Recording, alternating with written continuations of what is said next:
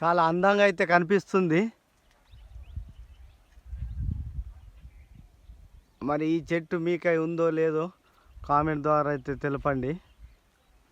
వీటిని ఫస్ట్ మేమైతే దంచుతుండే, హోలీ వచ్చిన తర్వాత ఇవి తెంపుకొని తీసుకొని పోయి ఇంటికాడ వీటిని దంచిన తర్వాత ఏమో నానబెడుతుండే. ఈ పువ్వుల్ని నానబెడితే ఈ రంగు నల్లగా వస్తుండే, నల్లని మరక. ఆ మరక తొందరగా వెళ్ళిపోకపోతుండే. అటువంటి మరక, బాగా గట్టి మరక ఇది. ఈ పువ్వులతో రంగు తయారు చేస్తే. ఇదిగో ఇక్కడ చూడండి,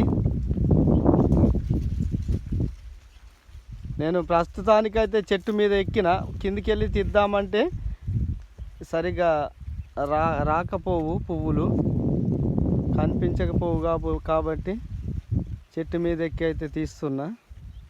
ఇగో చూడండి ఆ ఆకులు, ఇవైతే ఆకులు.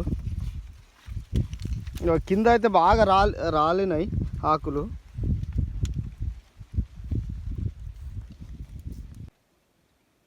సో ఫ్రెండ్స్, ఇవైతే మోతుకు పువ్వులు, మోతుకు చెట్టుకు పువ్వులు కాస్తాయి.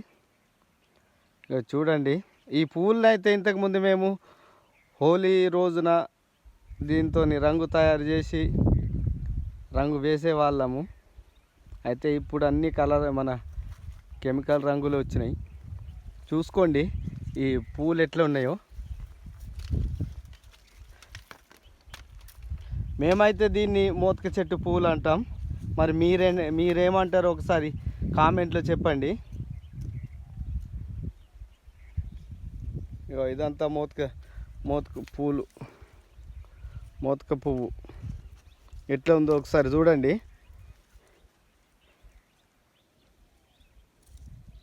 ఎంత అందంగా కనిపిస్తుందో ఇది.